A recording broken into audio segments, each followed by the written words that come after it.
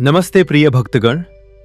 क्या पूरे सप्ताह की भागदौड़ और कड़े संघर्ष के बाद भी आपको वो सफलता और मान सम्मान नहीं मिल पा रहा जिसके आप अधिकारी हैं? क्या आपको लगता है कि आपके भीतर की ऊर्जा कम होती जा रही है, स्वास्थ्य साथ नहीं दे रहा और हर तरफ से केवल निराशा ही हाथ लग रही है? प्रिय दर्शक बंधु, रविवार का दिन साक्षात सूर्य नारायण का दिन है जो पूरे संसार को प्रकाश और ऊर्जा देते हैं। लेकिन क्या आप जानते हैं कि स्वयं भगवान भास्कर सूर्य देव किसके उपासक हैं? वे नित्य परम पिता परमेश्वर देवादिदेव महादेव की आराधना करते हैं। जब जीवन में अंधकार छा जाए और आपके आत्मविश्वास का सूर्य अस्त होने लगे, तब शिव और सूर्य की ये संयुक्त कृपा ही आपके भाग्य का नया सूर्योदय कर सकती है। आज रविवार का ये पावन दिन कोई साधारण अवसर नहीं है। शास्त्रों और पुराणों में ये अटल सत्य वर्णित है कि जो भी भक्त आज के दिन पूर्ण श्रद्धा, निर्मल मन और अटूट विश्वास के साथ भगवान शिव की ये पावन कथा सुनता है, उसके जीवन के सारे कष्ट समाप्त हो जाएंगे और वर्षों का मानसिक तनाव और अंधकार पल भर में प्रकाश में बदल जाएगा। एक पल ठहर कर विचार कीजिए। जिन महादेव के मस्तक पर चंद्रमा शीतलता देता है और जिनका तीसरा नेत्र साक्षात सूर्य के समान प्रचंड है, क्या वे आपके जीवन के इन दुखों और रोगों को भस्म नहीं कर सकते? अवश्य कर सकते हैं। भोलेनाथ को किसी बड़े खजाने की आवश्यकता नहीं होती। वे तो केवल एक लोटे जल और आपके सच्चे भाव से ही पिघलकर आपकी तकदीर बदल देते हैं। ओम तत्पुरुषाय विद्महे महादेवाय धीमहि तन्नो रुद्र प्रचोदयात्। आज की ये कथा केवल सुनने मात्र की कोई कहानी नहीं है। ये आपके अशांत मन को कैलाश जैसी शीतलता प्रदान करने और आपके घर परिवार के चारों ओर महादेव का एक अभेद्य सुरक्षा चक्र बनाने की अलौकिक महासाधना है। भक्तगण, भगवान भोलेनाथ की आराधना में सबसे बड़ी परीक्षा आपके एकाग्र मन और धैर्य की होती है। शास्त्रों का यह स्पष्ट नियम है कि इस रहस्यमयी और मंगलकारी कथा को यदि जल्दबाजी में या बीच में अधूरा छोड़ दिया जाए तो मनुष्य को न केवल इसका पूर्ण पुण्य फल प्राप्त नहीं होता, बल्कि वो शिव के उस असीम आशीर्वाद से भी वंचित रह जाता है। इसलिए आज ये अटल संकल्प ले कि दुनिया की सारी उलझनों को कुछ देर के लिए भूलकर इस ओजस्वी कथा को बिना किसी रुकावट के अंत तक पूरे ध्यान से सुनेंगे। हो सकता है कथा के किसी प्रसंग में छिपा महादेव का कोई एक संदेश आपके वर्षों पुराने दुखों, रोगों और कर्जों को आज ही जड़ से उखाड़ फेंके। जो व्यक्ति शिव महिमा को अपने हृदय में बसाता है, दुनिया का कोई भी दुर्भाग्य उसका तेज कम नहीं कर सकता। और यदि आप भी डमरू वाले के सच्चे और अनन्य भक्त हैं, तो धर्म के इस प्रकाश को जन जन तक फैलाना आपका परम कर्तव्य है। इसलिए इस वीडियो को पूरे भाव से लाइक करें, अपने शिव भक्त मित्रों और परिवार के साथ साझा करें और सनातन धर्म की इस अविरल गंगा से निरंतर जुड़े रहने के लिए आपके अपने चैनल भक्ति स्टेशन को अभी सब्सक्राइब करें। तो आइए, मन के सारे कोलाहल को शांत कीजिए, हृदय में मुस्कुराते हुए नीलकंठ महादेव का ध्यान धरिए और पूरे भाव से हर हर महादेव और ओम नमः शिवाय का जयघोष करते हुए इस परम पावन रविवार शिव कथा की दिव्य यात्रा का शुभारंभ करते हैं। प्राचीन काल की बात है, जहां लोग अपने भीतर के अंधेरे को छिपाने के लिए बाहर लाखों दिए जलाते थे। वहां मिथ्या प्रभा नाम का एक अत्यंत चकाचौंध भरा राज्य बसा हुआ था। यहां के राजा ख्यातिदास थे। राजा ख्यातिदास को अपनी प्रसिद्धि, अपने नाम और दुनिया की तालियों की इतनी भयंकर लत थी कि वे एक पल भी बिना अपनी तारीफ सुने नहीं रह सकते थे। उन्होंने अपने महल को सोने और रत्नों से ऐसा मढ़ दिया था कि वो दिन में सूर्य से भी ज्यादा चमकता था। राजा का मानना था कि जिसका नाम दुनिया नहीं जानती, उसका जीवन एक कीड़े के समान है। मैं इस दुनिया का सबसे चमकता हुआ सितारा हूं।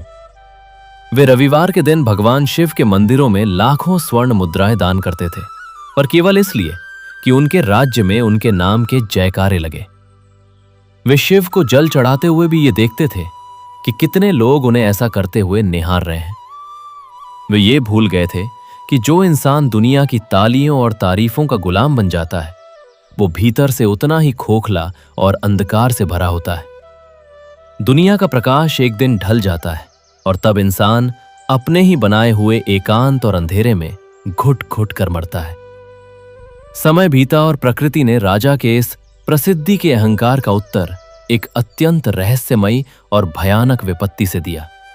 भीतरी अंधकार और परम शून्यता का। तब राजा ने अपने वे भारी और झूठी चमक वाले राजसी वस्त्र वहीं फाड़ दिए। उन्होंने अपने शरीर पर केवल एक खुरदरा सूती वस्त्र लपेटा और अपनी उस सारी प्रसिद्धि और नाम को ठोकर मारकर नंगे पैर उस परम ज्योति वन की ओर प्रस्थान कर गए, जहां महादेव दुनिया की नजरों से दूर एकांत में एक साधारण शिवलिंग के रूप में विराजमान है। जाते समय उन्होंने रोते हुए अपनी उखदधती सांसों से आसमान की ओर देखकर कहा, मुझे अपनी इस ख्याति और इस झूठी चमक पर बहुत घमंड था ना। देखो, आज मेरे ही मन के अंधेरे ने मुझे तिल तिल कर मार दिया है। मैं उम्र भर दुनिया की तालियों के लिए भागता रहा, पर मैंने कभी उस वैरागी के भीतरी प्रकाश को नहीं पहचाना। मैं उस महाकाल के पास अपने इस दिखावे और डिप्रेशन की क्षमा मांगने जा रहा हूं। मैं अपना सारा झूठा रुतबा इसी धूल में मिला दूंगा और बिना किसी पहचान के एक गुमनाम भिखारी बनकर उस परम योगी के चरणों में जाऊंगा। और फिर वह यात्रा शुरू हुई।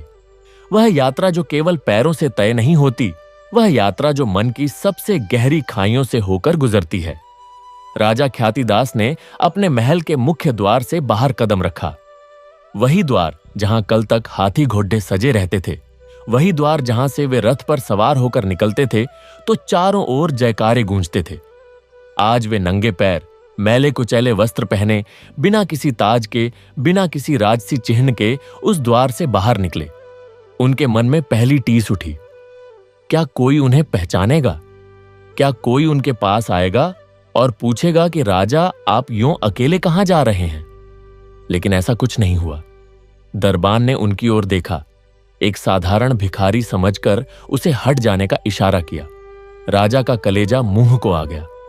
कल तक यही दरबान उनके चरणों में गिरता था, आज उसने उन्हें धक्का तक दे दिया। राजा ने मुंह फेर लिया और आगे बढ़ गए। यह पहला घाव था, पहचान खोने का घाव, और यह घाव विषैला था। लेकिन जैसे ही वे कुछ कदम आगे बढ़े, उनके मुंह से अनायास ही निकल गया, एयूएम नमः शिवाय। उन्होंने स्वयं को यह मंत्र कहते सुना तो एक अजीब सा सन्नाटा उनके भीतर फैल गया। यह मंत्र उन्होंने लाखों बार मंदिरों में पंडितों से सुना था, लेकिन कभी अपने मुंह से इतनी बेबसी और इतनी गहराई से नहीं कहा था।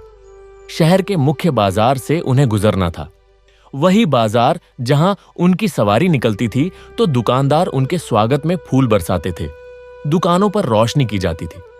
आज राजा ख्यातिदास एक फटे हाल साधारण इंसान के रूप में उस बाजार से गुजर रहे थे। लोगों की भिद्द उन्हें धक्का दे रही थी। कोई उनसे टकरा जाता तो गुस्से से देखता, कोई उन्हें न जाने किस गरीब मजदूर का बाप समझकर पीछे हटने को कहता। राजा के कानों में वे शब्द चुभ रहे थे जो कल तक उनके स्वागत में गाए जाते थे, आज उनके अपमान में कहे जा रहे थे। उनके मन में एक भयंकर तूफान उठा। अहंकार चीख उठा, तुम मुझे नहीं पहचानते, मैं तुम्हारा राजा हूं। लेकिन उसी क्षण दूसरी आवाज आई उनके हृदय की गहराइयों से, राजा, तुम किसके राजा हो? जब तुम यहां से जाओगे तो तुम्हारा राज्य यहीं रह जाएगा, तुम्हारा नाम यहीं रह जाएगा, तुम्हारी प्रसिद्धि यहीं रह जाएगी। ये लोग कल किसी और राजा का नाम जपेंगे। तुम तो एक आत्मा हो, अनंत की यात्री। इस मिट्टी के मोह में क्यों बंधे हो? राजा के नेत्रों से अश्रुधारा बह निकली। वह शहर के उसी बाजार में एक दीवार के सहारे खड़े होकर जोर जोर से रो पड़े। लोग उन्हें देखकर हंस रहे थे, एक पागल समझकर। किसी ने उन पर कीचड़ फेंका, किसी ने पत्थर। राजा ने कुछ नहीं कहा, वे बस रोते रहे और उनके मुंह से निकलता रहा, एयूएम नमः शिवाय, एयूएम नमः शिवाय। और उस रोने के साथ, उस मंत्र के साथ, उनके भीतर का वह विष, वह अहंकार, वह प्रसिद्धि की भूख घुल घुल कर बाहर निकल रही थी। वे आंसू सिर्फ पानी नहीं थे, वे उनके मन के मैल थे जो उनकी आंखों के रास्ते बाहर आकर उनके चेहरे को धो रहे थे।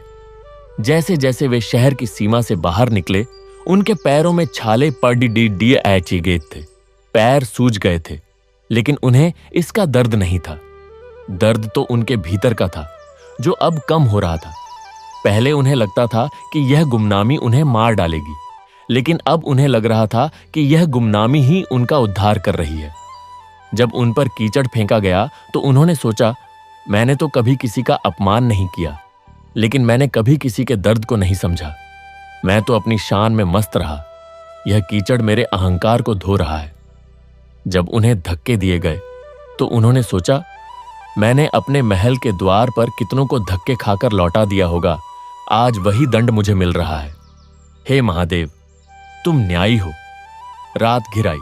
राजा शहर से बाहर एक छोटे से गांव के बाहर एक पेड़ के नीचे बैठ गए। उन्होंने कभी ऐसी रात नहीं देखी थी।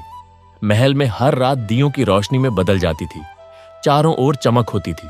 यहां अंधेरा था, घना अंधेरा, और ऊपर आकाश में अनगिनत तारे टिमटिमा रहे थे। राजा ने आकाश की ओर देखा। यह वही आकाश था जिसे वे महल की छत से देखते थे, लेकिन महल की चमक में तारे फीके पारडीडीएखा से जाते थे।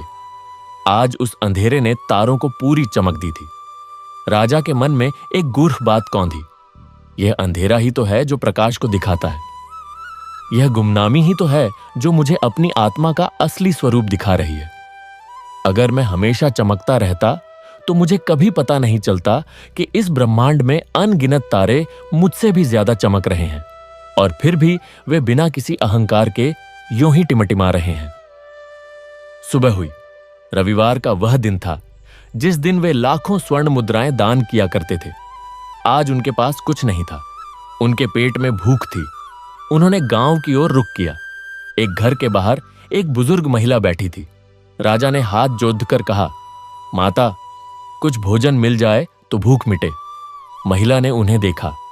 एक साधारण भिखारी। उसने 2 रोटियां निकाल कर दी। राजा ने वे रोटियां ऐसे ग्रहण की जैसे कोई अमृत हो। उन्होंने कभी ऐसा स्वाद नहीं चखा था। महलों के हजारों पकवानों से भी मीठा वह भोजन था, क्योंकि उस भोजन में प्रेम था, करुणा थी, और सबसे बड़ी बात, उस भोजन में कोई अपेक्षा नहीं थी। महिला ने उनसे उनका नाम नहीं पूछा, उनकी जाति नहीं पूछी, उनका परिचय नहीं पूछा। उसने बस देखा कि एक भूखा इंसान है और उसने भोजन दे दिया। यही सच्चा धर्म था, यही सच्चा दान था। राजा को एहसास हुआ कि उनका वह लाखों का दान कितना खोखला था, क्योंकि उसमें केवल नाम था, केवल दिखावा था, केवल प्रसिद्धि की चाह थी। आज उन्हें सच्चे दान का स्वाद मिला था, बिना किसी अपेक्षा के, केवल प्रेम से दिया गया भोजन। वह आगे बढ़ते गए। रास्ते में उन्हें एक साधु मिले, जो एक पेड़ ढोएज के नीचे धूनी रमाए बैठे थे। राजा उनके पास जाकर बैठ गए। साधु ने आंखें खोलीं और उन्हें देखा। उनकी आंखों में गहरा सन्नाटा था। वह सन्नाटा जो शून्य में खो जाने से आता है, वह सन्नाटा जो संसार की सारी हलचलों से परे होता है। साधु बोले, कौन हो तुम और कहां जा रहे हो? राजा ने कहा, मैं ख्यातिदास हूं, मिथ्या प्रभा का राजा। मैं उस परम ज्योति की खोज में निकला हूं जो मेरे भीतर के अंधेरे को मिटा सके। साधु मुस्कुराए। उन्होंने कहा, राजा, और तुम्हारा राज्य कहां है? तुम्हारा महल कहां है? तुम्हारा वैभव कहां है? राजा ने अपनी फटी हुई धोती की ओर देखा और कहा, सब कुछ वहीं छूट गया। साधु ने कहा, तो अब तुम राजा नहीं हो, अब तुम एक साधक हो, और साधक का एक ही धर्म होता है, AUM नमः शिवाय का जाप। यही वह रास्ता है जो तुम्हें उस परम ज्योति तक ले जाएगा। साधु ने राजा को उस स्थान का मार्ग बताया जहां वह परम ज्योतिर्लिंग विराजमान था। वह स्थान घने जंगल में था, जहां कोई नहीं जाता था। कोई मंदिर नहीं था वहां, कोई पुजारी नहीं था, कोई घंटे नहीं थे, कोई भक्त नहीं थे। केवल एक साधारण पत्थर का शिवलिंग था, जो स्वयंभू था, जो अनादिकाल से वहां था, और जिसके बारे में कहा जाता था कि उसकी स्थापना किसी ने नहीं की, वह स्वयं प्रकट हुआ था। राजा ने साधु के चरण छुए और आगे बढ़ गए। अब वे जंगल में प्रवेश कर चुके थे। जंगल का रास्ता कठिन था। कंटीली झादियां, पथरीले रास्ते, जंगली जानवरों की आवाजें। राजा के पैर लहूलुहान हो गए थे, लेकिन वे रुके नहीं। उनके मुंह से निरंतर निकल रहा था, एयूएम नमः शिवाय, एयूएम नमः शिवाय। उन्होंने पाया कि जैसे जैसे वे जंगल में गहरे उतर रहे थे, उनके भीतर भी एक यात्रा हो रही थी। उनके मन की वे सारी इच्छाएं, वे सारी आकांक्षाएं जो उन्होंने जीवन भर पाली थीं, एक एक करके मर रही थीं। पहले मरी वह इच्छा कि लोग उन्हें पहचानें, फिर मरी वह इच्छा कि लोग उनका सम्मान करें, फिर मरी वह इच्छा कि वे किसी से श्रेष्ठ हैं। अब तो वे बस एक साधारण मनुष्य थे जो अपनी सांसों की डोर से बंधा हुआ था, और उस डोर का दूसरा सिरा उस परम सत्ता के हाथ में था जिसे वे ढूंढ रहे थे। उन्हें याद आया कैसे वे एक बार शिव के एक विशाल मंदिर में गए थे। वहां हजारों श्रद्धालु थे, सैकड़ों पुजारी थे, अनगिनत दीपक जल रहे थे, मंत्रोच्चार हो रहा था, घंटे बज रहे थे। वे राजा थे, इसलिए उनके लिए विशेष व्यवस्था थी। उन्हें सबसे निकट बैठाया गया, उनके लिए अलग से पूजा की गई, उनके नाम का ढिंढोरा पीटा गया। उन्होंने सोचा था कि उन्होंने भगवान शिव की पूजा कर ली, लेकिन आज इस सुनसान जंगल में अकेले, बिना किसी धूमधाम के, वे समझ रहे थे कि उस दिन उन्होंने शिव की नहीं बल्कि अपनी ही पूजा की थी। वे अपनी ही महिमा से मदमस्त थे। शिव तो उस मंदिर में भी उतने ही प्रसन्न थे जितने इस जंगल में। शिव तो कण कण में हैं, लेकिन उनका दर्शन उन्हीं को होता है जो अपने अहंकार का दर्शन कर लेते हैं और उसे मिटा देते हैं। राजा को वह पौराणिक कथा याद आ गई जो उन्होंने बचपन में सुनी थी। एक बार की बात है, ब्रह्मा जी और विष्णु जी के बीच यह विवाद छिड़ गया कि उनमें श्रेष्ठ कौन है। दोनों ही अपने अपने गुणों का बखान कर रहे थे। उनका यह विवाद इतना बढ़ गया कि सारा संसार उनके तेज से तपने लगा। तब उनके सामने एक अनंत ज्योति स्तंभ प्रकट हुआ। वह ज्योति स्तंभ इतना विशाल था कि उसका न आदि दिखता था न अंत। वह स्वयं प्रकाश था जो सब कुछ को आलोकित कर रहा था, लेकिन जिसका कोई आलोकित करने वाला नहीं था। ब्रह्मा जी ने उस ज्योति स्तंभ का अंत खोजने का निश्चय किया और हंस बनकर ऊपर की ओर उड़े। विष्णु जी ने उसका आदि खोजने का निश्चय किया और वराह बनकर नीचे की ओर प्रस्थान किए। दोनों ही युगों युगों तक यात्रा करते रहे, पर न तो ब्रह्मा जी उसका अंत पा सके और न विष्णु जी उसका आदि। तब वह ज्योति स्तंभ प्रकट हुआ और उससे स्वयं भगवान शिव प्रकट हुए। उन्होंने कहा, मैं ही वह ब्रह्म हूं जो अनादि और अनंत है। मैं ही वह प्रकाश हूं जिससे यह सारा संसार प्रकाशित है। मेरी महिमा को न तो ब्रह्मा जान सकते हैं न विष्णु। मैं ही सबका स्रोत हूं और मैं ही सबका अंत हूं। उस दिन से वह ज्योति स्तंभ ज्योतिर्लिंग के नाम से पूजा जाने लगा। राजा ने उस कथा को गहराई से समझा। उन्होंने सोचा, जब ब्रह्मा और विष्णु जैसे देवता अपनी श्रेष्ठता के विवाद में पड़ीडीखे गए तो उन्हें अपनी सीमा का एहसास हुआ। मैं तो एक छोटा सा राजा हूं जो इस मिट्टी के कुछ टुकड़े का स्वामी था। मुझे कितना बड़ा अहंकार था। मैंने सोचा था कि मेरी प्रसिद्धि सबसे बड़ी है, मेरा नाम सबसे चमकता है। लेकिन आज मैं जान गया हूं कि उस अनंत ज्योति के सामने मेरी सारी चमक एक जुगनू की चमक के बराबर भी नहीं है। वह ज्योति तो अनंत है, असीम है, अपरंपार है। उसके आगे मेरा नाम, मेरी प्रसिद्धि, मेरा राज्य, सब कुछ तुच्छ है। राजा के मन में अब कोई अहंकार नहीं था, कोई दिखावा नहीं था, कोई प्रसिद्धि की लालसा नहीं थी।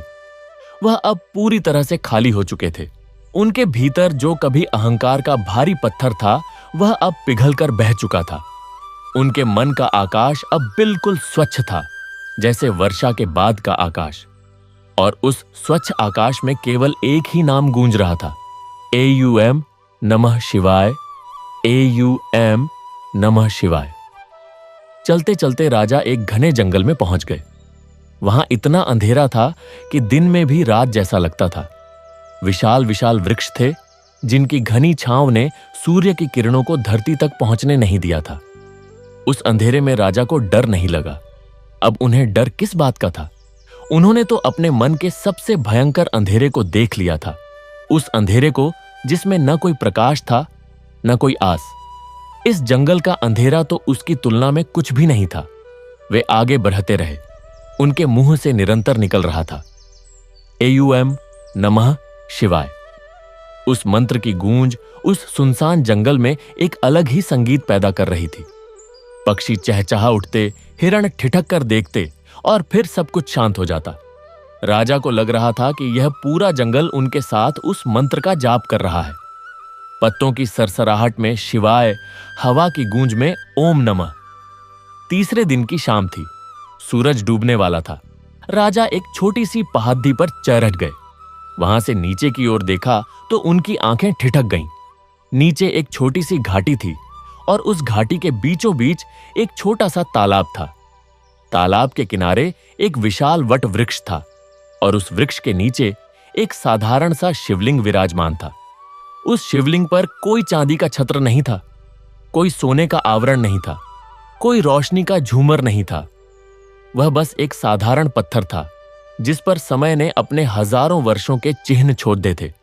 कहीं काई लगी थी, कहीं दरारें पड़ी डिगैस गई थीं। लेकिन राजा को देखते ही ऐसा लगा जैसे उस शिवलिंग से एक अद्भुत प्रकाश फूट रहा है। एक ऐसा प्रकाश जो आंखों से नहीं बल्कि हृदय से दिखाई देता है। वह प्रकाश शांत था, स्थिर था और उसमें एक अद्भुत आकर्षण था। राजा के पैर अपने आप उस ओर बढ़ने लगे। वे उतरे, तालाब के पास पहुंचे। उन्होंने तालाब के ठंडे पानी में उतरकर स्नान किया। उन लहूलुहान पैरों को, उस थके हुए शरीर को जैसे अमृत मिल गया। उन्होंने अपने फटे हुए वस्त्र धोए और एक साफ पत्थर पर उन्हें सूखने के लिए रख दिया। फिर वे उस शिवलिंग के पास गए। उनके पास कुछ नहीं था, कोई स्वर्ण मुद्रा नहीं, कोई बेलपत्र नहीं, कोई फूल नहीं। उनके पास केवल एक छोटा सा लोटा था जो उन्हें रास्ते में मिला था और उनकी आंखों में आंसू थे। उन्होंने वह लोटा तालाब में डुबोया, उसमें शुद्ध जल भरा और फिर उस शिवलिंग पर जल चढ़ाया। जल की धारा शिवलिंग पर गिरी तो राजा के मुंह से फूट पड़े एयूएम नमः शिवाय। उन्होंने वह लोटा भर भर कर जल चढ़ाया और हर बार उनके मुंह से वही मंत्र निकलता रहा। उनके पास बेलपत्र नहीं थे तो उन्होंने अपने हृदय के फूल चढ़ाए। उनके पास धूप नहीं थी तो उन्होंने अपनी सांसों की सुगंध चढ़ाई। उनके पास नैवेद्य नहीं था तो उन्होंने अपने अहंकार का भोग लगाया। वे घंटों जल चढ़ाते रहे। सूरज डूब गया, अंधेरा घिर आया, लेकिन राजा को कुछ पता नहीं चला। वे तो उस परम शांति में डूब गए थे जो उस शिवलिंग के चारों ओर व्याप्त थी। उस रात चांद निकला था। उसकी चांदनी उस घाटी में रुपहली धारा की तरह बह रही थी। उस चांदनी में वह साधारण शिवलिंग भी अलौकिक लग रहा था। राजा ने देखा कि उस शिवलिंग से एक हल्की सी ज्योति निकल रही है। वह ज्योति तेज नहीं थी, वह कोमल थी, शीतल थी और वह राजा के हृदय में प्रवेश कर गई। उस ज्योति ने राजा के भीतर जाकर कहा, मैं वही हूं जिसे तुम ढूंढ रहे थे। मैं वही हूं जो तुम्हारे भीतर के अंधेरे को मिटा सकता हूं। राजा के नेत्रों से अश्रुधारा बहने लगी। उन्होंने दोनों हाथ जोड़ कर कहा, हे महादेव, मैं आपके समक्ष अपना सारा जीवन रख देता हूं। मैंने जीवन भर जो कुछ भी किया वह दिखावे के लिए किया। मैंने आपके मंदिरों में जो दान दिए वे भी मेरे नाम की प्रसिद्धि के लिए दिए। मैंने आपका नाम भी अपने अहंकार को बढ़ाने के लिए लिया। मैंने आपको कभी सच्चे मन से नहीं पूजा, मैंने तो अपनी ही पूजा की। क्षमा करें मुझे, हे शंकर। मैं इस दुनिया की नजरों में गिर जाना चाहता हूं ताकि मैं आपके हृदय में उठ सकूं। यह प्रसिद्धि, यह नाम, यह यश सब झूठ है। सच्चा सुख तो आपके चरणों में है, सच्ची शांति तो आपके ध्यान में है, सच्चा प्रकाश तो आपके दर्शन में है। मुझे इस दुनिया की कोई चाह नहीं, मुझे अब केवल आपकी चाह है। मैं अपनी सारी पहचान, अपना सारा नाम, अपनी सारी प्रसिद्धि आपके इन चरणों में समर्पित करता हूं। अब मेरा कोई नाम नहीं, कोई रूप नहीं, कोई पहचान नहीं। अब मैं केवल आपका हूं, हे महादेव, केवल आपका। राजा इस प्रकार प्रार्थना कर ही रहे थे कि अचानक उस शिवलिंग से एक अद्भुत प्रकाश फूट पड़ा। वह प्रकाश हजारों सूर्यों के समान तेज था, फिर भी आंखों को चकाचौंध नहीं कर रहा था। वह प्रकाश कोमल था, शीतल था, प्रेम से भरा हुआ था। उस प्रकाश के बीच से एक स्वरूप प्रकट हुआ। वह स्वरूप अत्यंत शांत था। शरीर पर भस्म रमी हुई थी, जटाएं बिखरी हुई थीं, गले में सर्प लिपटा हुआ था और आंखें अर्धनिमीलित थीं। वह आंखें कह रही थीं, मैं इस संसार की सारी हलचलों को देख रहा हूं, फिर भी उनसे अलग हूं। मैं सब कुछ जानता हूं, फिर भी मुझे कुछ करना नहीं है। मैं केवल देखता हूं, केवल साक्षी हूं। वही परम योगी, वही आदिदेव, वही महाकाल, वही भोलेनाथ सामने प्रकट हो गए।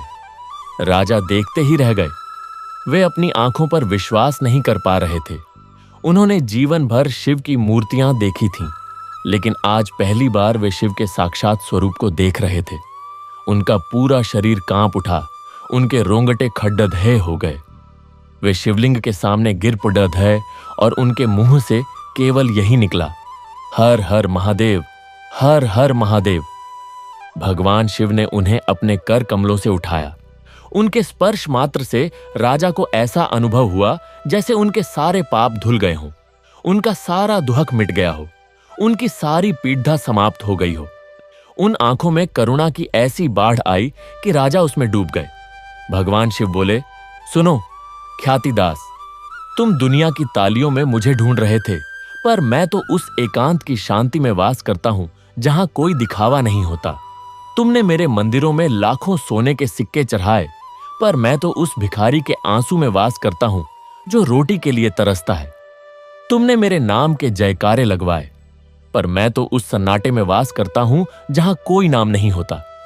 तुम मुझे बाहर ढूंढ रहे थे, पर मैं तुम्हारे भीतर ही था। मैं उस ज्योति के रूप में तुम्हारे हृदय में विराजमान हूं जो कभी बुझती नहीं। लेकिन तुमने उस ज्योति को देखने के लिए कभी अपनी आंखें बंद नहीं की।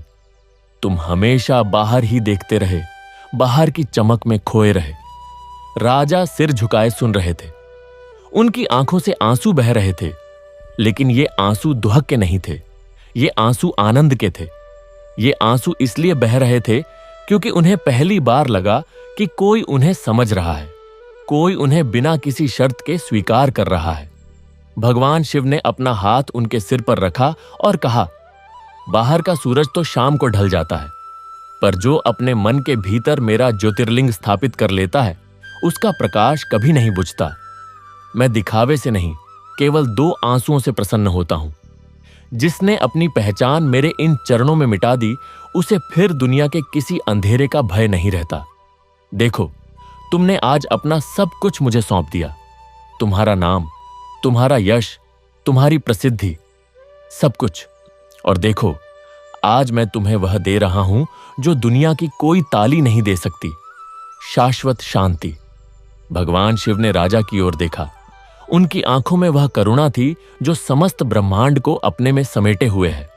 वह करुणा जो कहती है, मैं तुम्हें जानता हूं, मैं तुम्हारे सारे दुहक जानता हूं, मैं तुम्हारी सारी पीड़ा जानता हूं, और मैं यहां हूं तुम्हें उस पीड़ा से मुक्त करने के लिए। भगवान शिव ने राजा को आशीर्वाद दिया और कहा, जाओ, अब तुम ख्यातिदास नहीं हो, अब तुम शिवदास हो। मेरे दास यानी मेरे भक्त। और मेरे भक्त का कोई नाम नहीं होता, कोई पहचान नहीं होती। वह बस मुझ में रम जाता है, मुझ में ही खो जाता है। जाओ और इस संसार को बताओ कि सच्चा सुख दिखावे में नहीं, बल्कि अपने भीतर के शिव को पहचानने में है। सच्ची शांति प्रसिद्धि में नहीं, बल्कि गुमनामी में है। सच्चा प्रकाश बाहर नहीं, भीतर है। यह कहकर भगवान शिव अंतर्ध्यान हो गए।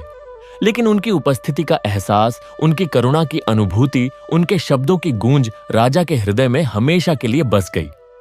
राजा या अब शिवदास उसी शिवलिंग के पास बैठे रहे। उन्हें कुछ सूझ नहीं रहा था। वे उस परम सुख में डूबे हुए थे जिसका वर्णन शब्दों में नहीं किया जा सकता। वह सुख सांसारिक सुखों की तरह क्षणिक नहीं था, वह शाश्वत था, अनंत था। वह सुख उनके भीतर से फूट रहा था, बाहर से नहीं आ रहा था। वह सुख इसलिए नहीं था कि उनके पास कुछ था, बल्कि इसीलिए था कि अब उनके पास कुछ नहीं था। वे पूरी तरह से खाली हो गए थे और उस खालीपन में भगवान शिव की ज्योति भर गई थी। सुबह हुई। सूरज की पहली किरण उस घाटी में आई और उस शिवलिंग पर पड़ी डीती। शिवदास ने आंखें खोली। उन्होंने देखा कि उनके चारों ओर एक अद्भुत शांति है। पक्षी गा रहे थे, हिरण चर रहे थे, तितलियां उड़ रही थीं, और वह सब कुछ देख रहे थे, लेकिन उनमें खोए नहीं थे। वे एक साक्षी की तरह थे, जो देखता है लेकिन उसमें शामिल नहीं होता। उन्होंने फिर से तालाब में स्नान किया और फिर से उस शिवलिंग पर जल चढ़ाया। इस बार उनके पास कुछ और भी था। रात में हवा के झोंके से कुछ बेलपत्र उस शिवलिंग के पास गिर गए थे। उन्होंने उन बेलपत्रों को उठाया और शिवलिंग पर अर्पित कर दिए। उनके मुंह से निकला AUM नमः शिवाय। अब यह मंत्र केवल शब्द नहीं था, यह उनकी सांस बन गया था, उनका रक्त बन गया था, उनकी आत्मा बन गया था। शिवदास ने उस स्थान को नहीं छोड़ा, वे वहीं रहने लगे। उन्होंने उस वट वृक्ष के नीचे एक छोटी सी कुटिया बना ली। वे प्रतिदिन सुबह तालाब में स्नान करते, शिवलिंग पर जल चढ़ाते और फिर ध्यान में बैठ जाते। उनका ध्यान अब कोई प्रक्रिया नहीं थी, वह उनकी अवस्था बन गई थी। वे दिन भर उसी शांति में रहते, रात भर उसी शांति में। उनके मुंह से कभी AUM नमः शिवाय निकलता, कभी हर हर महादेव, कभी शिवोहम। लेकिन अब उन्हें ये शब्द कहने की भी आवश्यकता नहीं थी, क्योंकि उनका पूरा अस्तित्व ही एक निरंतर जाप में लीन था। धीरे धीरे उस जंगल में लोग आने लगे। पहले कोई भटका हुआ यात्री, फिर कोई साधु, फिर कोई ग्रामीण। वे सब देखते कि इस सुनसान जंगल में एक साधु रहता है जिसके चेहरे पर अद्भुत शांति है। वे उसके पास जाते, उसे देखते और उनके मन की सारी व्यथा, सारी चिंता, सारा दुख शांत हो जाता। वे उससे कुछ पूछते तो वह केवल मुस्कुरा देता। उसकी मुस्कान ही उनके सारे प्रश्नों का उत्तर होती। उसकी आंखों में वे अपने भीतर के शिव को देखने लगे। एक दिन एक युवक वहां आया। वह बहुत व्याकुल था। उसने शिवदास से कहा, बाबा, मैं बहुत दुखी हूं। मैंने बहुत कोशिश की, लेकिन मुझे शांति नहीं मिलती। लोग मेरी प्रशंसा नहीं करते। मैं चाहता हूं कि दुनिया मुझे पहचाने, मेरा नाम जाने, मेरी तारीफ करे, लेकिन ऐसा नहीं होता। इसी दुख में मैं जल रहा हूं। शिवदास ने उस युवक की ओर देखा। उन्हें उसमें अपना पुराना स्वरूप दिखा। वे मुस्कुराए और बोले, बेटा, मैं भी कभी ऐसा ही था।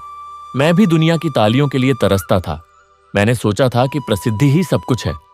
लेकिन देखो, आज मैं यहां हूं, इस सुनसान जंगल में, एक साधारण शिवलिंग के पास। और आज मुझे जो शांति मिली है, वह मुझे मेरे राज्य में, मेरे महल में, मेरी प्रसिद्धि में कभी नहीं मिली थी। यह शांति कहीं बाहर नहीं है, यह तुम्हारे भीतर ही है। तुम्हें बस अपना ध्यान बाहर से हटाकर भीतर लगाना होगा। तुम्हें उस शिव को पहचानना होगा जो तुम्हारे हृदय में बसा है। वही तुम्हारी असली पहचान है, वही तुम्हारा असली नाम है। बाकी सब कुछ मिट्टी में मिल जाने वाला है। युवक ने पूछा, लेकिन बाबा, मैं उस शिव को कैसे पहचानूं? शिवदास बोले, अपने मन के सारे दिखावे, सारे अहंकार, सारी इच्छाएं उसके चरणों में अर्पित कर दो। फिर देखो कैसे वह स्वयं तुम्हारे सामने प्रकट होता है। उसे किसी मंदिर की आवश्यकता नहीं, किसी पुजारी की आवश्यकता नहीं, किसी पूजा सामग्री की आवश्यकता नहीं। उसे तो केवल एक सच्चे हृदय की आवश्यकता है, केवल 2 निर्मल आंसुओं की आवश्यकता है। वह तो प्रेम का भूखा है, दिखावे का नहीं। वह तो समर्पण का प्यासा है, प्रसिद्धि का नहीं। युवक शिवदास के चरणों में गिर पड़े था। उसकी आंखों से आंसू बहने लगे। वे आंसू उसके मन का मैल बहा रहे थे। वह भी वहीं रुक गया। वह भी उस शिवलिंग के पास बैठने लगा, उसी शांति को पाने के लिए, उसी प्रकाश को देखने के लिए। ऐसे ही धीरे धीरे वह स्थान एक तीर्थ बन गया। लोग दूर दूर से वहां आने लगे।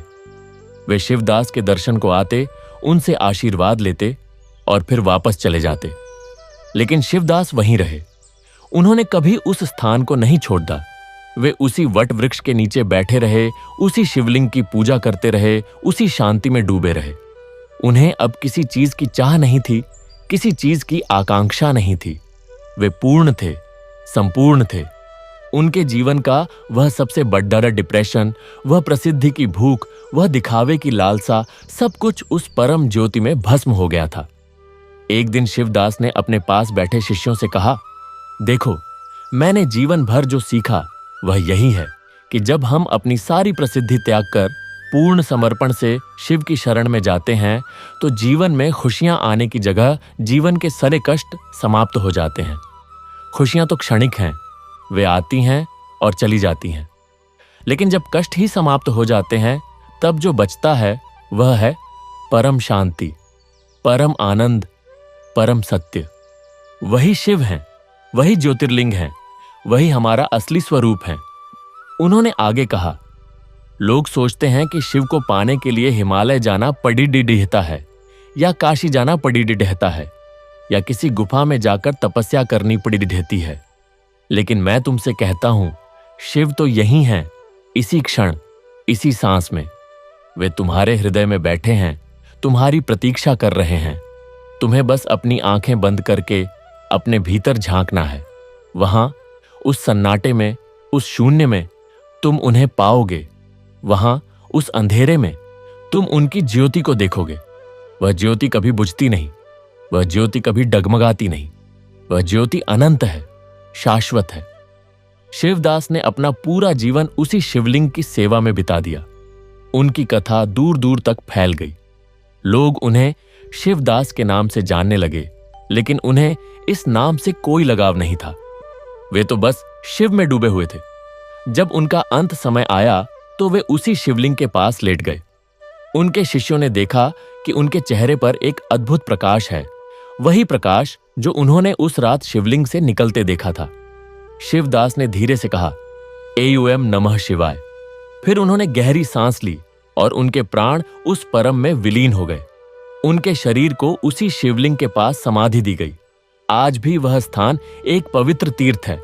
आज भी लोग वहां जाते हैं, उस शिवलिंग के दर्शन करते हैं और उस परम शांति का अनुभव करते हैं जो शिवदास को मिली थी। और फिर वह स्थान एक तीर्थ बन गया। यह सच है, लेकिन यह भी उतना ही सच है कि शिवदास की कथा यहीं समाप्त नहीं हुई, क्योंकि सत्य की कथा, शिव की कथा कभी समाप्त नहीं होती। वह युगों युगों तक बहती रहती है, नदी की धारा की तरह जो कभी सूखती नहीं। शिवदास का शरीर तो उस शिवलिंग के पास समाधिस्थ हो गया, लेकिन उनकी चेतना, उनका अनुभव, उनकी वह परम शांति, वह उस स्थान की मिट्टी में, उस तालाब के पानी में, उस वट वृक्ष की हर पत्ती में, उस शिवलिंग के हर कण में समा गई। समय बीतता गया, वर्ष बीते, दशक बीते, सदियां बीत गईं। उस जंगल ने कई मौसम देखे, कई बरसातें देखीं, कई सूखे देखे, कई आंधियां देखीं, लेकिन वह स्थान वैसा ही रहा, वह शिवलिंग वैसा ही रहा और वह शांति वैसी ही रही। लोग आते, दर्शन करते, घंटों ध्यान में बैठे रहते और फिर चले जाते। उनके जीवन बदल जाते, उनके मन का अंधेरा मिट जाता, उनकी प्रसिद्धि की भूख शांत हो जाती। वे सीख जाते कि सच्चा सुख बाहर नहीं, भीतर है। और यही शिवदास का सच्चा चमत्कार था, यही उनकी सच्ची विभूति थी। एक दिन उसी स्थान पर एक युवा साधु आया। वह बहुत दूर से आया था। बहुत खोजने के बाद उसने सुना था कि यहां एक महान सिद्ध हुए थे, जिन्होंने राजपाट त्याग कर केवल शिव की शरण ली थी और उन्हें परम ज्ञान की प्राप्ति हुई थी। वह युवा साधु भी कुछ ढूंढ रहा था, कुछ ऐसा जो उसे मिल नहीं रहा था। उसने अनेक गुरुओं के पास ज्ञान पाया, अनेक शास्त्र पढ़े, अनेक तीर्थों की यात्रा की, लेकिन उसके मन की प्यास बुझी नहीं। वह उस शिवलिंग के पास आया, उस तालाब में स्नान किया और फिर उस वट वृक्ष के नीचे बैठ गया, ठीक उसी स्थान पर जहां शिवदास वर्षों बैठा करते थे। वह बैठा रहा, घंटों बैठा रहा, दिनों बैठा रहा, महीनों बैठा रहा। उसने देखा कि जैसे जैसे वह बैठता है, उसके भीतर का शोर शांत होने लगता है। वे सारे प्रश्न जो उसे जीवन भर परेशान करते रहे, एक एक करके गायब होने लगते हैं। उसे लगता जैसे कोई उससे कुछ कह रहा है, बिना शब्दों के, जैसे कोई उसे सिखा रहा है, बिना उपदेश के। वह समझ गया कि यह वही शांति है जिसके बारे में उसने सुना था। यह वही अनुभूति है जिसके लिए वह तरस रहा था। एक दिन गहरे ध्यान में उसे शिवदास के दर्शन हुए। वे ठीक वैसे ही थे जैसे उनके जीवन के अंतिम दिनों में थे, शांत, गंभीर, करुणामय। उन्होंने युवा साधु से कहा, बेटा, तुम बहुत दिनों से खोज रहे हो। तुमने बहुत कुछ पढ़ा, बहुत कुछ सुना, बहुत कुछ देखा, लेकिन अब तक तुम्हें वह नहीं मिला जो तुम चाहते थे। जानते हो क्यों? क्योंकि तुम उसे बाहर ढूंढ रहे थे, जबकि वह तुम्हारे भीतर ही था। तुम मेरे पास इसलिए आए कि मैं तुम्हें कुछ दूं, लेकिन मैं तुम्हें क्या दूंगा? मेरे पास कुछ भी नहीं है। मेरे पास तो केवल वही है जो तुम्हारे पास भी है, वह शिवत्व, वह चैतन्य, वह परम ज्योति, मैं तो केवल वह दर्पण हूं जिसमें तुम अपने असली स्वरूप को देख सकते हो। युवा साधु ने पूछा, लेकिन बाबा, मैं उसे कैसे देखूं? मेरी आंखें तो केवल बाहर देखती हैं। शिवदास ने कहा, अपनी आंखें बंद करो, बाहर की दुनिया को भूल जाओ, अपने नाम को भूल जाओ, अपने रूप को भूल जाओ, अपनी पहचान को भूल जाओ, बस अपने भीतर उतरो। वहां उस गहराई में तुम पाओगे कि तुम वह नहीं हो जो तुमने सोचा था।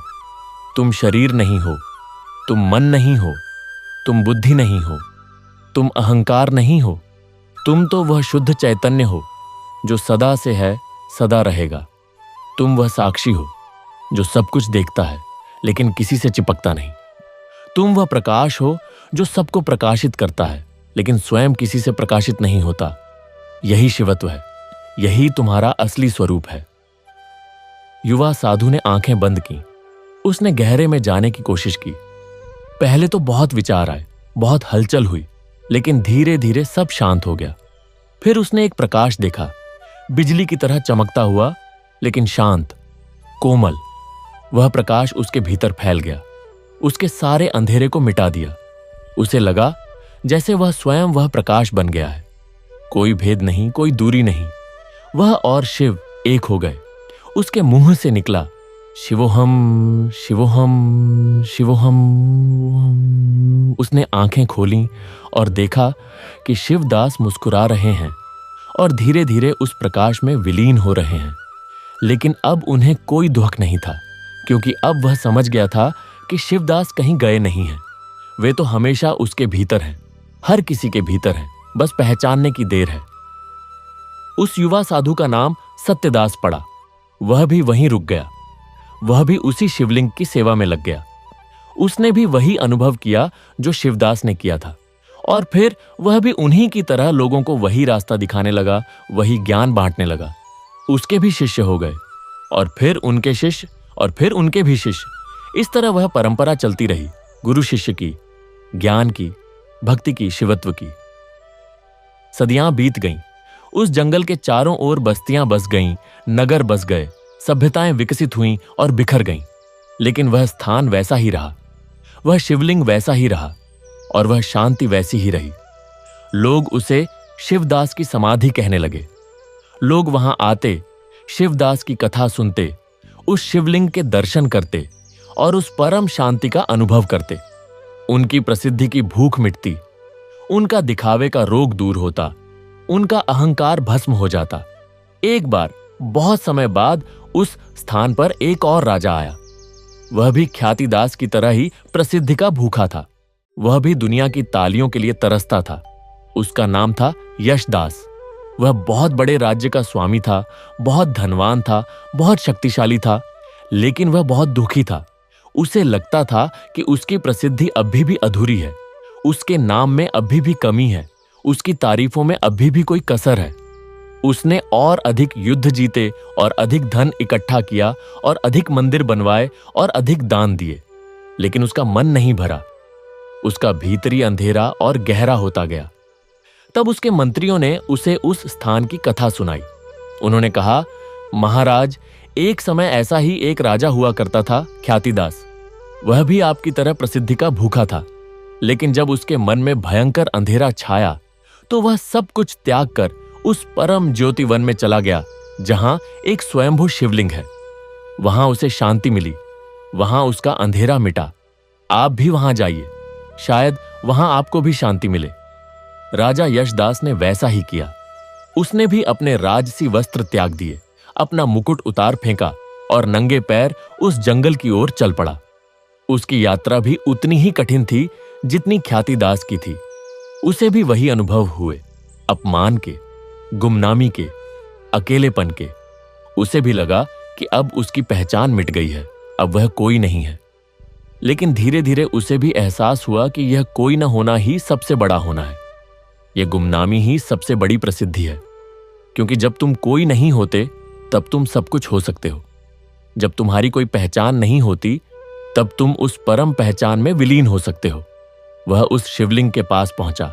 उसने तालाब में स्नान किया, शिवलिंग पर जल चढ़ाया और फिर उस वट वृक्ष के नीचे बैठ गया। वह घंटों बैठा रहा, दिनों बैठा रहा, और फिर एक दिन गहरे ध्यान में उसे भी वही अनुभूति हुई। उसने देखा कि उसके भीतर का सारा अंधेरा मिट रहा है, उसकी सारी प्रसिद्धि की भूख समाप्त हो रही है, उसका सारा अहंकार भस्म हो रहा है। उसने महसूस किया कि वह खुद ही वह परम ज्योति है जिसे वह बाहर ढूंढ रहा था। वह शिव ही है, शिव ही था, शिव ही रहेगा। उसने आंखें खोली और देखा कि उसके सामने कोई खड़ा है। वह कोई और नहीं, स्वयं शिवदास थे या सत्यदास थे, या वही शाश्वत सत्य था जिसका कोई नाम नहीं, कोई रूप नहीं। वह मुस्कुराया और बोला, तुम आ गए, मैं तुम्हारी ही प्रतीक्षा कर रहा था। आओ बैठो। अब तुम भी जान गए कि सच्चा सुख कहां है। अब तुम भी जान गए कि प्रसिद्धि की यह दौड़ कितनी व्यर्थ है। अब तुम भी जान गए कि शिव की शरण में आने पर जीवन के सारे कष्ट समाप्त हो जाते हैं। अब तुम भी यहीं रुको और दूसरों को भी यही रास्ता दिखाओ। यही इस स्थान का धर्म है, यही इस परंपरा का कर्तव्य है। यशदास वहीं रुक गया। उसका नाम भी बदल गया। अब वह शिवप्रिय कहलाने लगा। वह भी उसी शिवलिंग की सेवा में लग गया, उसी शांति में डूब गया, उसी आनंद में विलीन हो गया। और फिर उसके भी शिष्य हुए और उनके भी, और यह सिलसिला चलता रहा। इस तरह वह स्थान एक अखंड ज्योति की तरह जलता रहा। युगों युगों तक, सदियों सदियों तक वह प्रकाश फैलता रहा। उस करुणा की धारा बहती रही, उस शांति का सागर उमड़ता रहा। और आज भी यदि तुम उस स्थान पर जाओ तो तुम उसे महसूस कर सकते हो। वह शिवलिंग आज भी वहां है, उसी वट वृक्ष के नीचे। वह तालाब आज भी वहां है, उसी शीतल जल से भरा हुआ। और वह शांति आज भी वहां है, उसी रूप में, उसी गहराई में, तुम्हारी प्रतीक्षा में। लेकिन इस कथा का यह अंत नहीं है, क्योंकि जो स्थान अखंड ज्योति की तरह जलता है वह केवल एक भौगोलिक स्थान नहीं रह जाता। वह एक चेतना बन जाता है, एक तत्व बन जाता है, एक ऐसी शक्ति बन जाता है जो समय और स्थान की सीमाओं को तोड़कर हर उस हृदय तक पहुंचती है जो उसे पुकारता है। और ऐसा ही हुआ उस परम ज्योति वन के साथ। समय का चक्र घूमता रहा, युग बदले, सभ्यताएं बदली, मनुष्य के रहन सहन के ढंग बदले, उसकी सोच बदली, उसके सुख दुख के मापदंड बदले। लेकिन एक चीज कभी नहीं बदली, मनुष्य के भीतर की वह गहरी प्यास, वह अतृप्त इच्छा, वह अधूरापन जो उसे हमेशा कुछ और चाहने पर मजबूर करता रहा। चाहे वह प्राचीन काल का राजा ख्यातिदास हो, या मध्यकाल का कोई साधक, या आधुनिक युग का कोई सामान्य मनुष्य, उसके भीतर का द्वंद्व, उसका अहंकार, उसकी प्रसिद्धि की भूख, उसका दिखावे का रोग, सब कुछ वैसा ही रहा। केवल उसके रूप बदले, अभिव्यक्तियां बदलीं, लेकिन जड़ वही रही। और इसलिए उस स्थान की आवश्यकता भी कभी समाप्त नहीं हुई। वह परम ज्योतिवन, वह शिवलिंग, वह वट वृक्ष, वह शीतल तालाब, सब कुछ वैसा ही बना रहा, मानो समय ने उस पर अपनी गति स्थिर कर दी हो। लेकिन अब वहां पहुंचना पहले जैसा कठिन नहीं रह गया था। अब वह जंगल घना नहीं रह गया था। अब वहां रास्ते बन गए थे। अब लोग दूर दूर से वहां आने लगे थे। पहले जो एक गुप्त स्थान था, केवल सच्चे साधकों को ही जात, अब वह एक प्रसिद्ध तीर्थ बन गया था। और यहीं एक नई कथा शुरू होती है, उस स्थान की प्रसिद्धि की कथा और उस प्रसिद्धि के कारण उत्पन्न हुए नए संकटों की कथा। हाँ, यह विडंबना ही थी कि जो स्थान दिखावे और प्रसिद्धि के त्याग की सीख देने के लिए बना था, वह स्वयं एक दिन प्रसिद्धि का केंद्र बन गया। दूर दूर से लोग वहां आने लगे, पहले सैकड़ों, फिर हजारों, फिर लाखों। उस छोटी सी घाटी में भीड़ जमा होने लगी। वह शांत वट वृक्ष अब शोर से भर गया। वह निर्मल तालाब अब लाखों लोगों के स्नान से मैला होने लगा। और वह साधारण शिवलिंग जो कभी एकांत में विराजमान था, अब संगमरमर के एक भव्य मंदिर के भीतर स्थापित कर दिया गया। उस पर सोने का छत्र चढ़ाया गया, उसके चारों ओर चांदी के द्वार बनाए गए, उसके लिए हीरे जवाहरात से जड़ित मुकुट बनवाए गए। यह सब देखकर जो लोग उस स्थान के मूल रहस्य को जानते थे, जो शिवदास, सत्यदास, शिवप्रिय की परंपरा के सच्चे अनुयायी थे, वे चिंतित हो उठे। उन्होंने देखा कि जिस स्थान पर अहंकार त्यागने की सीख मिलती थी, वहां अब अहंकार का ही सबसे बड़ा प्रदर्शन हो रहा है। जहां गुमनामी का वरदान मिलता था, वहां अब प्रसिद्धि की होड़ लगी है। जहां शिव केवल 2 आंसुओं से प्रसन्न होते थे, वहां अब लाखों रुपयों के दान का ढिंढोरा पीटा जा रहा है। वे सच्चे साधक समझ गए कि अब समय आ गया है कि वे उस स्थान को छोड़ दें, क्योंकि जहां भीड़ हो वहां सत्य नहीं टिकता, जहां शोर हो वहां शांति नहीं ठहरती, जहां दिखावा हो वहां शिव नहीं रहते। उन्होंने उस भव्य मंदिर को, उस चमचमाते शिवलिंग को, उस धन दौलत के ढेर को प्रणाम किया और चुपके से वहां से निकल गए। वे वापस उसी जंगल में चले गए, उसी घने अंधेरे में, जहां कोई नहीं जाता, जहां मंदिर नहीं होते, जहां पुजारी नहीं होते, जहां केवल शिव होते हैं, अपने निराकार रूप में, अपने शाश्वत स्वरूप में। और वहां उस गहरे जंगल में उन्होंने फिर से एक छोटा सा शिवलिंग स्थापित किया, एक साधारण पत्थर का, जिसे किसी ने नहीं देखा, जिसके बारे में किसी ने नहीं सुना। वहीं वे बैठ गए, उसी शांति में, उसी एकांत में, उसी परम ज्योति के ध्यान में। लेकिन उस प्रसिद्ध तीर्थ की कथा यहीं समाप्त नहीं होती। वहां तो अब नया नाटक शुरू हुआ था। वहां अब पुजारियों का एक वर्ग बन गया था जो शिवलिंग की पूजा का एकाधिकार चाहता था। वहां अब ठेकेदारों का एक समूह बन गया था जो भक्तों से पैसे वसूल करने के नए नए तरीके ईजाद कर रहा था। वहां अब राजनेताओं की भीड़ लग गई थी जो इस स्थान की प्रसिद्धि का इस्तेमाल अपने वोट बटोरने के लिए कर रहे थे। वहां अब सेलिब्रिटीज आने लगे थे जो यहां की यात्रा करके अपनी फोटो खिंचवाते थे ताकि उनकी लोकप्रियता और बढ़े। और इन सबके बीच वह असली शिव, जो कभी उस साधारण शिवलिंग में वास करता था, वह कहां था? क्या वह अब भी वहां था, या वह उन सच्चे साधकों के साथ चला गया था उस गुप्त जंगल में, जहां उसे केवल प्रेम चाहिए था, प्रदर्शन नहीं? यह कोई नहीं जानता। लेकिन यह सच है कि जिस स्थान पर दिखावे का बोलबाला हो, वहां शिव नहीं रहते। शिव तो वहीं रहते हैं जहां सादगी हो, जहां सच्चाई हो, जहां समर्पण हो, जहां प्रेम हो। एक दिन उस प्रसिद्ध मंदिर में एक बूढ़ा साधु आया। वह फटे पुराने वस्त्र पहने हुए था, उसके हाथ में एक कमंडल था और उसके चेहरे पर एक अद्भुत शांति थी। वह सीधा उस मुख्य द्वार की ओर बढ़ा जहां सुरक्षा के नाम पर बड़े बड़े पहरेदार खड़े थे। उन्होंने उसे रोका और कहा, ठहर जा साधु, पहले टिकट ले। साधु ने मुस्कुराते हुए कहा, बेटा, मेरे पास कोई पैसा नहीं है। मैं तो बस उस शिवलिंग के दर्शन करना चाहता हूं जिसकी कथा मैंने बचपन में सुनी थी। पहरेदार ने कहा, बिना टिकट के कोई अंदर नहीं जा सकता, यह नियम है। साधु ने कहा, नियम? किसने बनाया यह नियम? शिव ने। पहरेदार हंसा, शिव को क्या पता, यह तो मंदिर समिति का नियम है। जाओ, पहले पैसे जमा करो, फिर आओ। साधु वहीं एक कोने में बैठ गया। उसने आंखें बंद कर लीं और ध्यान में लीन हो गया। घंटों बीत गए, शाम हुई, मंदिर बंद हुआ, भीड़ छौंट गई। तब साधु ने आंखें खोली। वह उठा और मंदिर के चारों ओर परिक्रमा करने लगा। अंधेरा घिर आया था, चांद निकल आया था। साधु ने देखा कि मंदिर के पीछे की ओर एक छोटा सा रास्ता है जो कहीं जाता है। वह उस रास्ते पर चल पड़ा। थोड़ी दूर जाने पर वह उसी पुराने वट वृक्ष के पास पहुंच गया जो कभी उस शिवलिंग का साक्षी था।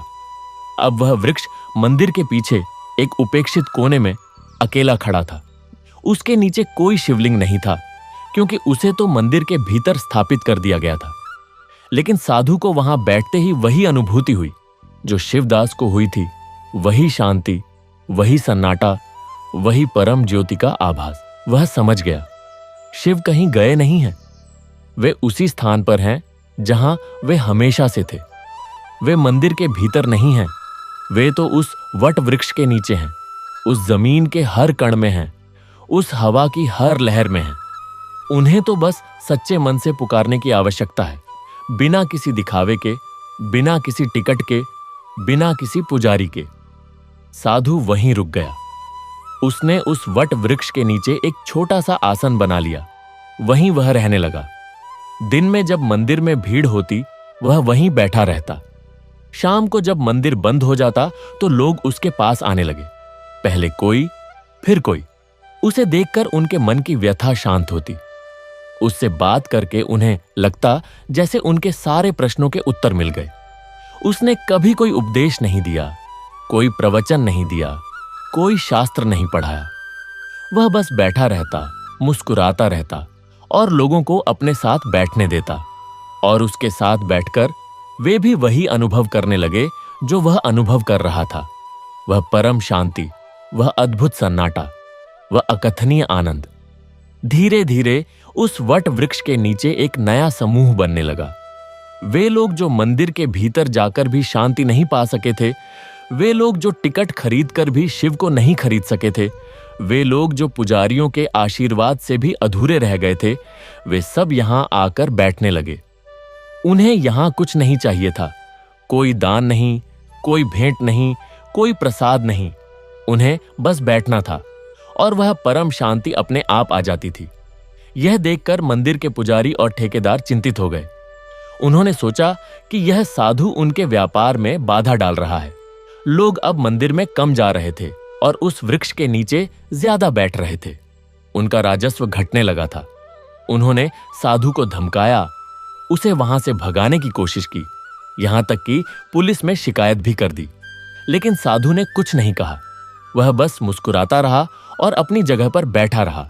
उसने कहा, यह जमीन किसी की नहीं है, यह वट वृक्ष किसी का नहीं है, यह हवा किसी की नहीं है, यह शांति किसी की नहीं है, यह सब शिव का है और शिव सबका है।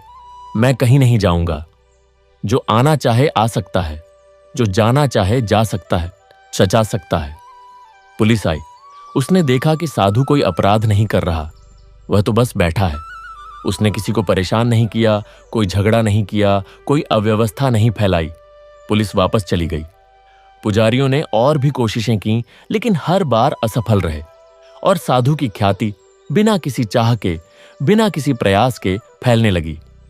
लोग दूर दूर से उस साधु के दर्शन को आने लगे, उस वट वृक्ष के नीचे बैठने लगे, उस परम शांति का अनुभव करने लगे। और फिर एक दिन वह साधु भी चला गया। जैसे शिवदास गए थे, वैसे ही यह साधु भी गहरी सांस लेकर उस परम में विलीन हो गया। उसके शरीर को भी उसी वट वृक्ष के नीचे समाधि दे दी गई। अब वहां दो समाधियां थीं, एक शिवदास की और एक इस अज्ञात साधु की। और वह वट वृक्ष जो कभी अकेला था, अब इन दो महान आत्माओं की स्मृतियों को संजोए हुए था। और समय का प्रवाह ऐसा है कि वह किसी के लिए नहीं रुकता। वह वट वृक्ष जो कभी दो महान आत्माओं की समाधियों का साक्षी बना, अब और भी अधिक गहराई में उतर गया। उसकी जड़ें और भी गहरी धरती में समा गईं, उसकी शाखाएं और भी ऊंची आकाश में फैल गईं, और उसकी छाया और भी घनी और शीतल हो गई, मानो वह स्वयं उन दोनों सिद्ध पुरुषों का ही विस्तार हो, उनकी ही करुणा का प्रतिरूप हो, उनकी ही शांति का प्रतीक हो। उस वृक्ष के नीचे अब दो समाधियां थीं। पहली समाधि पर कोई नाम नहीं लिखा था, केवल एक साधारण शिवलिंग स्थापित था, ठीक उसी प्रकार का जैसा शिवदास ने स्वयं अपने जीवन काल में पूजा था। दूसरी समाधि भी उतनी ही साधारण थी, बस एक चबूतरा सा बना दिया गया था जिस पर लोग फूल चढ़ा देते थे। किसी को नहीं मालूम था कि उस अज्ञात साधु का नाम क्या था, कहां से आया था, कितने वर्षों तक यहां रहा था। लेकिन उसकी समाधि पर भी वही शांति थी, वही ऊर्जा थी, वही आकर्षण था जो शिवदास की समाधि पर था। और फिर एक और परिवर्तन हुआ। वह स्थान जो कभी मंदिर के पीछे एक उपेक्षित कोना मात्र था, अब धीरे धीरे उन लोगों का केंद्र बनने लगा जो सच्ची शांति की तलाश में थे, जो लोग मंदिर के भीतर जाकर भी अधूरे रह जाते थे, जो पुजारियों के आशीर्वाद से भी नहीं भरते थे, जो भीड़ में खोकर भी अकेलेपन से त्रस्त थे। वे सब यहां आने लगे। वे इन दो समाधियों के पास घंटों बैठे रहते, कभी ध्यान में, कभी मौन में, कभी बस यूं ही आंखें बंद किए हुए। लोगों ने देखा कि इन समाधियों के पास बैठने से एक अद्भुत अनुभूति होती है। मन की सारी व्यथा शांत हो जाती है, सिर का सारा भार उतर जाता है, हृदय की सारी पीड़ा समाप्त हो जाती है और एक गहरी शांति, एक अपरूप शांति मन में छा जाती है। यह शांति किसी बाहरी वस्तु से नहीं मिलती थी, यह तो बस उन महान आत्माओं की उपस्थिति मात्र से, उनकी समाधियों के स्पंदन मात्र से अपने आप प्रकट हो जाती थी। धीरे धीरे वह स्थान सिद्ध क्षेत्र के नाम से जाना जाने लगा। लोग दूर दूर से वहां आने लगे, लेकिन इस बार प्रसिद्धि का वही दुष्चक्र नहीं दोहराया गया। क्योंकि यह स्थान किसी मंदिर के भीतर नहीं था, किसी पुजारी के नियंत्रण में नहीं था, किसी समिति के अधीन नहीं था। यह तो एक खुला स्थान था, एक वट वृक्ष के नीचे, दो साधारण समाधियों के पास। यहां कोई टिकट नहीं था, कोई दान पात्र नहीं था, कोई पुजारी नहीं था, कोई नियम नहीं था। यहां तो बस आना था, बैठना था, और जो मिलना था वह अपने आप मिल जाता था। फिर भी मनुष्य का स्वभाव है कि वह हर चीज को व्यवस्थित करना चाहता है, हर चीज पर अपना अधिकार जमाना चाहता है। कुछ लोगों ने सोचा कि इस स्थान की भी देखभाल होनी चाहिए, यहां सफाई होनी चाहिए, यहां बैठने के लिए चबूतरे बनने चाहिए, यहां आने वालों के लिए पानी की व्यवस्था होनी चाहिए। अच्छे इरादों से ही सही, लेकिन धीरे धीरे उस स्थान का सरल स्वरूप बदलने लगा। चबूतरे बने, रास्ते बने, छोटे छोटे मंडप बने। फिर किसी ने वहां एक छोटा सा मंदिर बनाने का सुझाव दिया ताकि समाधियों की रक्षा हो सके। किसी ने विरोध किया, किसी ने समर्थन किया। बहस हुई, विवाद हुआ और अंततः एक छोटा सा मंदिर नुमा ढांचा बना दिया गया, जिसमें दोनों समाधियां सुरक्षित हो गईं। अब वह स्थान पूरी तरह से बदल चुका था। अब वह एक उपेक्षित कोना नहीं रह गया था, अब वह एक छोटा सा मंदिर बन गया था। और जैसे ही वह मंदिर बना, वैसे ही उससे जुड़े नियम भी बनने लगे। कैसे चढ़ाना है, क्या चढ़ाना है, कब जाना है, कैसे जाना है, सब कुछ निर्धारित होने लगा। और फिर धीरे धीरे वहां भी पुजारी आ गए, वहां भी दान पात्र रख दिया गया, वहां भी व्यवस्था के नाम पर बंदिशें लगने लगीं। लेकिन इस सब के बीच एक बात अलग थी। वह वट वृक्ष जो इस स्थान का सबसे पुराना साक्षी था, वह अब भी वैसा ही था। वह मंदिर के बाहर ही रहा, क्योंकि उसे किसी मंदिर के भीतर समा पाना संभव नहीं था। उसकी विशाल शाखाएं मंदिर के ऊपर तक फैली हुई थीं, उसकी जड़ें मंदिर के नीचे तक धंसी हुई थीं, लेकिन उसका तना, उसका मूल स्वरूप मंदिर के बाहर ही था, खुले आकाश के नीचे, हवा और धूप और बारिश के बीच। और लोगों ने देखा कि असली शांति तो उस वट वृक्ष के नीचे बैठने से मिलती है, न कि मंदिर के भीतर जाने से। वे मंदिर में जाते, पूजा करते, दान देते, लेकिन उनका मन नहीं भरता। फिर वे बाहर आते, उस वट वृक्ष के नीचे बैठ जाते और उन्हें वह शांति मिल जाती जिसकी उन्हें तलाश थी। धीरे धीरे लोग समझ गए कि असली सिद्ध क्षेत्र वह मंदिर नहीं, बल्कि वह वट वृक्ष है। उसके नीचे की वह जमीन है, वह खुली हवा है, वह असीम आकाश है। इसलिए फिर से एक बदलाव आया। लोग मंदिर में कम, वट वृक्ष के नीचे ज्यादा बैठने लगे। उन्होंने वहां छोटे छोटे आसन बना लिए, अपने अपने स्थान निर्धारित कर लिए और नियमित रूप से वहां आकर ध्यान करने लगे। मंदिर के पुजारी यह देखकर फिर से चिंतित हुए, लेकिन अब वे कुछ नहीं कर सकते थे, क्योंकि वह वट वृक्ष किसी का नहीं था। वह तो सदियों से वहां था और सदियों तक रहेगा। एक दिन उस वट वृक्ष के नीचे एक युवती आई। वह बहुत दुखी थी। उसके चेहरे पर गहरी उदासी थी, आंखों में आंसू थे, हाथ कांप रहे थे।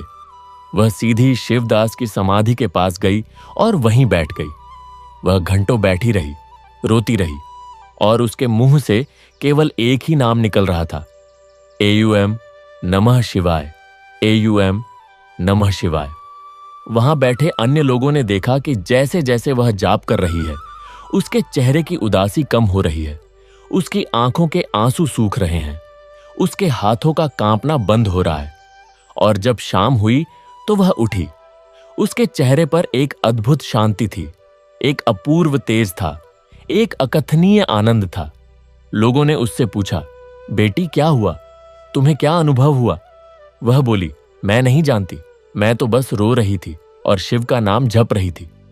तभी मुझे लगा जैसे कोई मेरे सिर पर हाथ रख रहा है।